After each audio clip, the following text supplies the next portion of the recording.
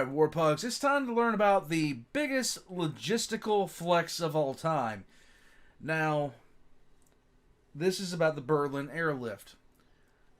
Okay, now, there are a lot of things that he talks about that I simply have never heard of. The Fat Electrician talks about, I've never even heard of, okay? The Bat Bomb being one of them. The sub that blew up that basically sunk a train. I never heard of that either, with the USS Barb. This one I've heard of. This one I know about, okay? Now, somebody asks why I'm going to check out something that I know about. Why wouldn't I? You know? Why wouldn't I check out something like this? I want to see his perspective on it. The Berlin Airlift came when basically the Iron Curtain fell. Berlin was way behind the split between Soviet-controlled Germany and Allied-controlled Germany. Britain, France, and England. Britain, France, England. I'm an idiot. The United States. But what wound up happening was Stalin tried to flex, and we literally it almost kicked off another war. Thankfully, there were so many instances where the Cold War could have turned hot. All throughout the entire period of the Cold War, there were several instances where we almost wound up wiping each other out with nuclear annihilation. This wouldn't have been one of those, I do not believe. But at the same time, the Cuban Missile Crisis, what happened in 1983, there were several instances where people basically, just one person saved the entirety of the human race by not pulling the trigger. It always came down to one person. It very rarely came down to, the entire government backing off or something like that. It often came down to one person. In fact, during 1983, a Soviet radar station mistook a flock of birds, I think, for nuclear missiles and was about to launch. One guy made the call not to launch. And, my God, can you imagine if these people weren't in those positions, what we would be like today? Would we even be here? I hope the world never goes through another Cold War. I hope that never happens, but increasingly so, it looks like we're going to wind up being in one. But I have my own feelings about that. Some of you have heard that. In any case, we're going to jump into this. This is the biggest logistical flex of all time. FatElectrician.com, guys. Get yourself some t-shirts. Check out the description below for all the Fat Electrician Links, including the links to his sponsors, because he's got some pretty ballin' sponsors. Leave a like, comment, subscribe. Let's roll. Ah yes, that time that communists tried to starve an entire city, so America and the UK teamed up to deliver 4.6 billion pounds of food and supplies to that city using nothing but cargo planes. Today we're talking about the biggest economic and logistical flex of all time, America's Operation Vittles and the UK's Operation Plainfield, coming together to be known as the Berlin Airlift. But first, a word from our sponsor. This video is brought to you by Henson's Shaving. Okay, here's the deal. Henson's is a family-owned machine shop that makes parts for the aerospace industry. There's literally parts on the Mars rover that these guys made, and one day they woke up and they're like, hey, we're just gonna make the most precise safety razor on the market. And this is it. This is all they sell. It comes in aluminum or titanium. If you want to pay extra, it comes with a little stand. And then they also sell the razor blades, so you have a one-stop shop. Not because their razor blades are proprietary, because this thing will take any shaving razor blade on the market. You don't have to buy their proprietary cartridge. You don't have to sign up for their monthly delivery thing. No, you buy this one time and then you can put any 5-cent razor in it and shave for the rest of your life. So the product itself is fantastic, but more importantly, the company is awesome, because every time a YouTuber does an ad like this, they get sent a little media packet full of talking points, what to say, what not to say, and so on. Now, I'm not supposed to disclose this, but the brief that I got for Henson's basically said there is no script, do whatever you want, we trust you. Also, in the first paragraph, they said this, quote, If for whatever reason you don't get a good shave with our product, please let us know. If we can't help you, then don't endorse us. We think we've made one of the very best razors in the world. If you disagree, we'd rather not ask you for a non-genuine endorsement. So not only are the razors great, but this is the type of company you want to support. I'll have a link and a discount code down below. Let's get back to the video. I have turned down a broad amount of sponsors for this channel. I have turned down quite a few. And I turned down a few for, like, primary reason behind them, I didn't like what I was seeing. I didn't like what I was seeing. And every so often, there will be an offer that pops up in my feed.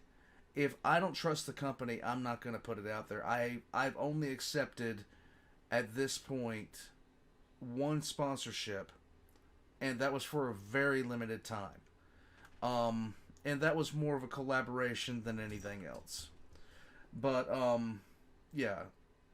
This is the reason I like this guy a lot more than anything. He does the same kind of vetting, I believe.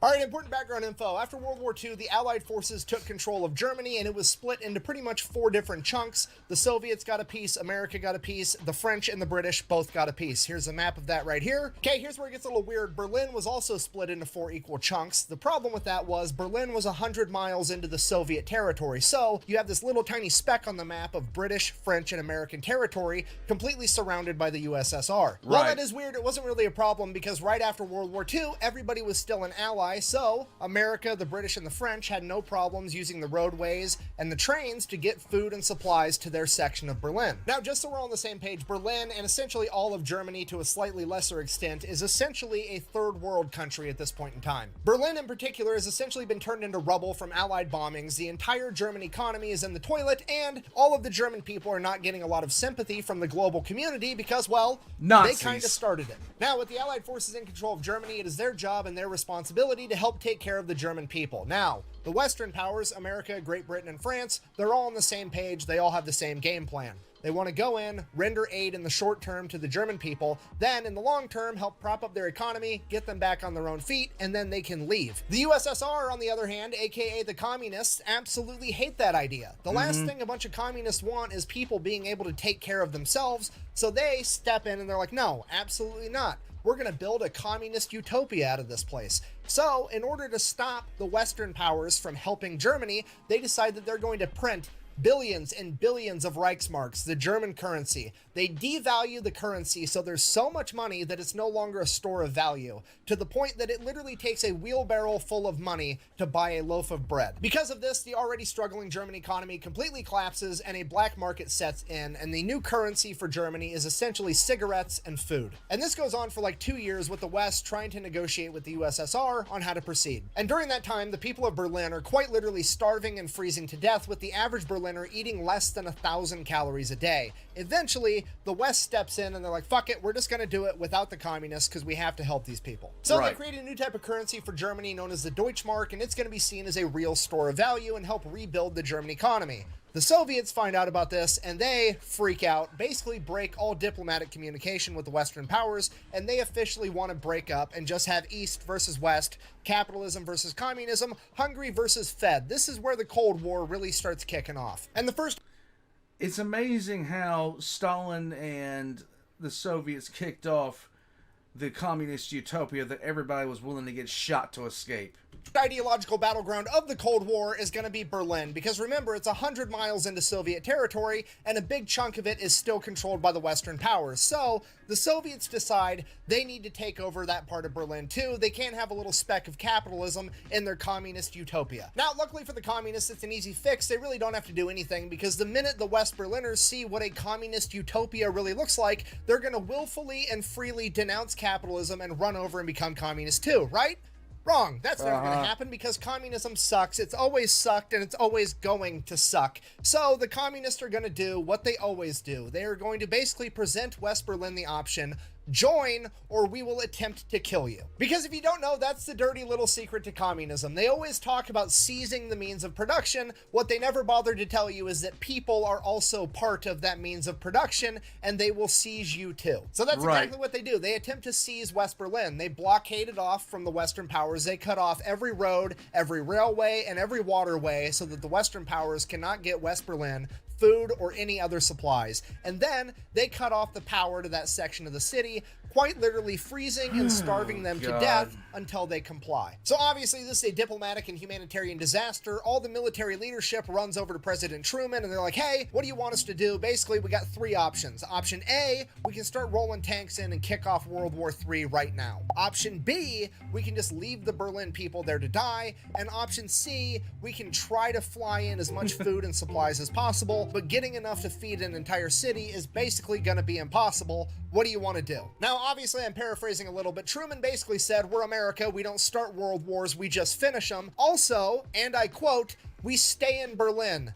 Period. Which narrows it down to one single option. They are going to fly in enough food and enough supplies to try to feed all of West Berlin. Here's the catch with that. The American leadership has absolutely no idea what that's going to take or how to even proceed. So they go to the British government, who has just spent the last decade rationing their own people, and they have a great understanding of what it takes to keep a large population of people fed and warm. So Great Britain crunches the numbers, and they figure to get every single person in West Berlin 1,700 calories a day, it's going to be 1,500 tons of food every single day. In addition to that, since the power got cut off, they're going to need 2,500 tons of coal and fuel every single day. Okay, 4,000 tons, just so we're all on the same page, that is 8 million pounds of supplies every single day just to keep Okay, I knew it was extensive. I didn't know it was this damned extensive.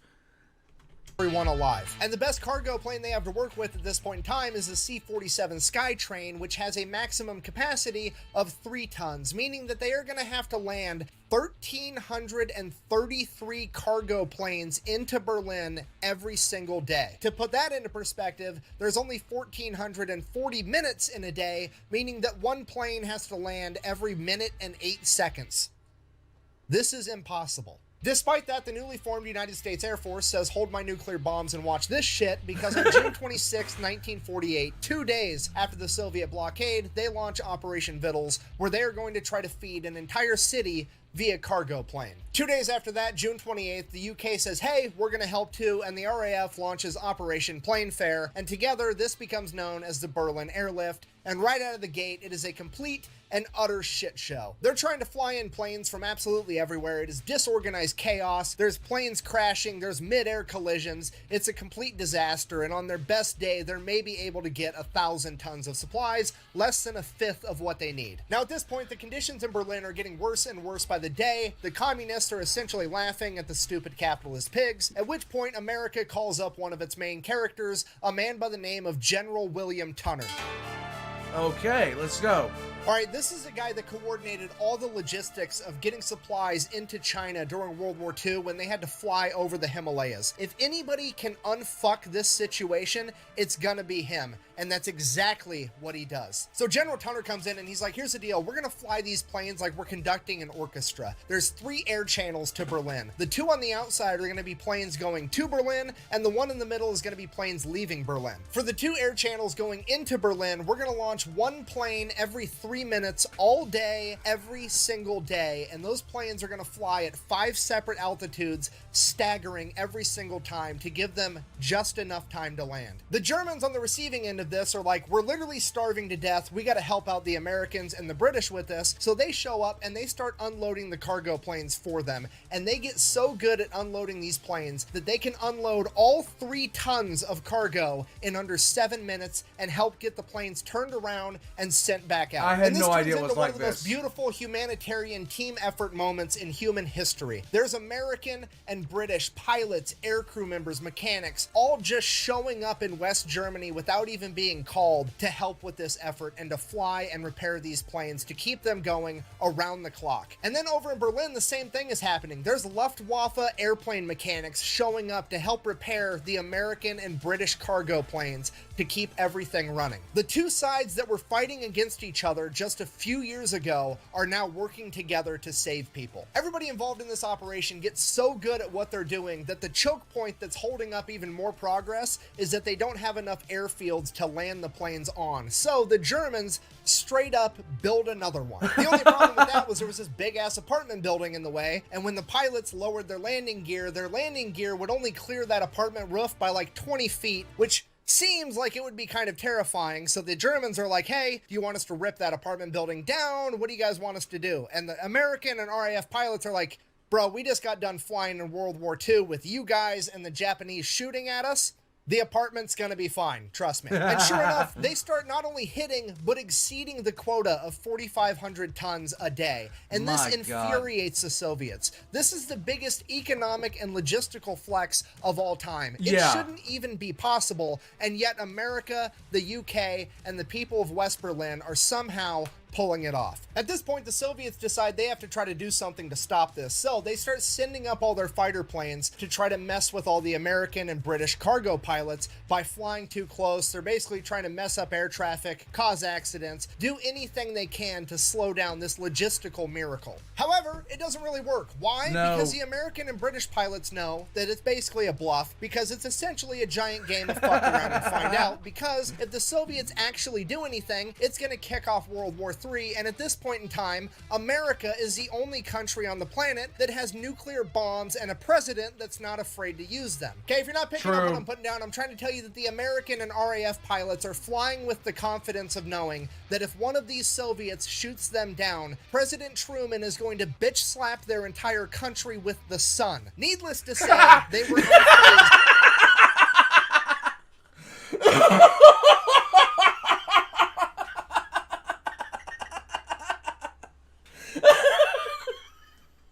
By the Soviet harassment. How unfazed were they? Thank you so much for asking. Let's go. Cue our next main character, Gail Halvorson, aka the Candy Bomber. He was one of the mini pilots that was flying supplies into Berlin, and somewhere along the way he decided that he was going to start dropping candy bars with little handkerchief parachutes out of the window of his plane over West Berlin so that the kids could get some candy. Nice. And eventually this caught on, and all the kids were waiting where the planes would fly over, hoping that they would get a candy bar. Then the American government caught on, and they're like, oh shit, this is a great propaganda opportunity. Imagine what it would be like if every single plane was dropping candy out of it. So that's exactly what they do. They start dropping a bunch of candy out of every plane, and then they make propaganda out of it. But then it gets bigger because all the American candy companies start sponsoring it and donating even more candy to drop. And then it gets bigger because all the kids in America and the UK start raising money at school to buy candy to give to the kids of Germany, and they're giving out even more candy. And the Soviets have to stand there and watch as the Americans and the British are not only flying in a literal Costco worth of shit into West Berlin every single day, but they're dropping candy out of their planes like it's a fucking parade the entire time. And this is all going on while East Germany and East Berlin is eating potatoes and standing in bread lines, and it makes the Soviets look like the biggest assholes on the planet. Because not only are the people of East Germany watching the Western world essentially move heaven and earth to help out West Berlin, they're also watching the Soviets be more interested in disrupting America and the UK from helping people than they are in helping the people of East Germany. Right. In short, America and the UK are playing to win, and the Soviets are playing to not lose, and it is leading to a lower quality of life for all of East Germany. As it turns out, Sun Tzu was yet again correct when he said, the sun may rise in the east, but it sets in the west, and that's because West Side is the best side. That's not what it means.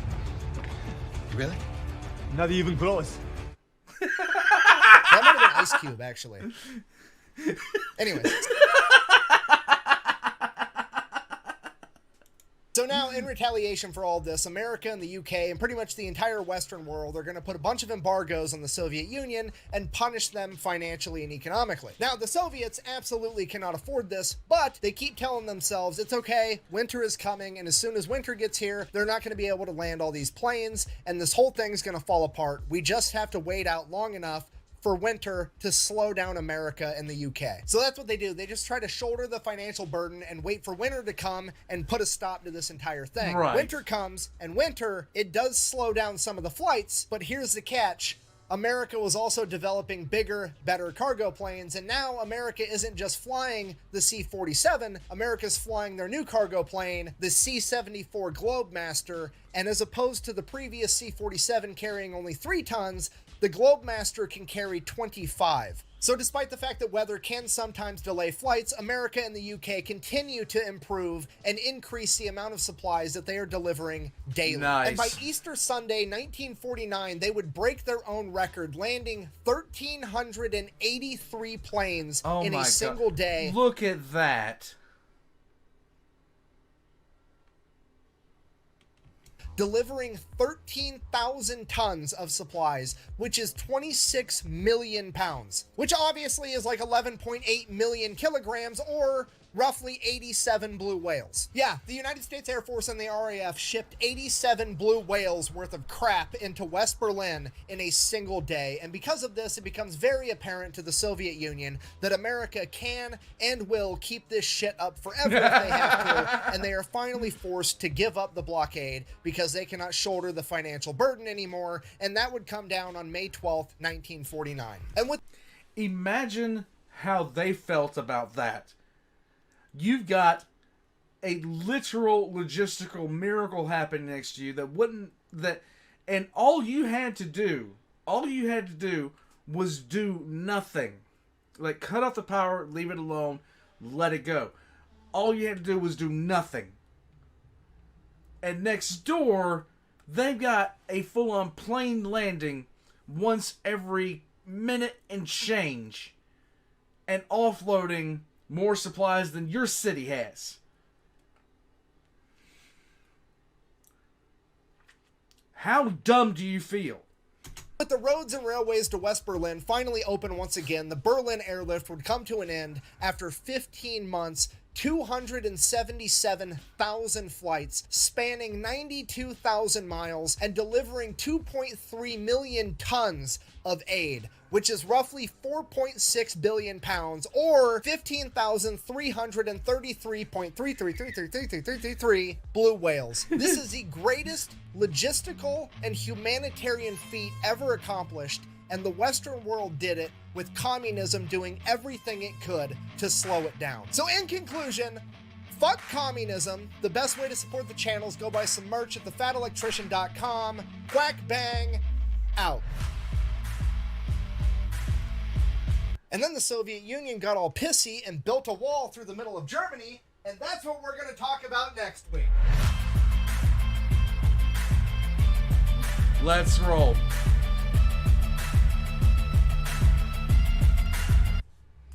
War pugs. That is probably one of the best. Like, I knew about the Berlin Airlift. I didn't know it was that serious. I didn't know it was to that scale. Now, I knew that there was something that happened in Berlin, like as far as, you know, I knew about it, but I wasn't even thinking a tenth of that scale. That was enormous. War pugs. My God, we were just built different back then. Just built completely different. I don't even know if we could pull that off today. I don't know if we could pull that off today with the planes that we have. I mean, it would be something to see if we could. War pugs. Oh, wow. That is quite literally impressive. And I even knew about it. I didn't even know it was that crazy. FatElectrician.com, war pugs. Go get yourself some shirts. Go get yourself something. I'm wearing something from the Fat Electrician, but today I'm wearing something from Warrior Tier. Is what it is. FatElectrician.com. Check the description down below for my own.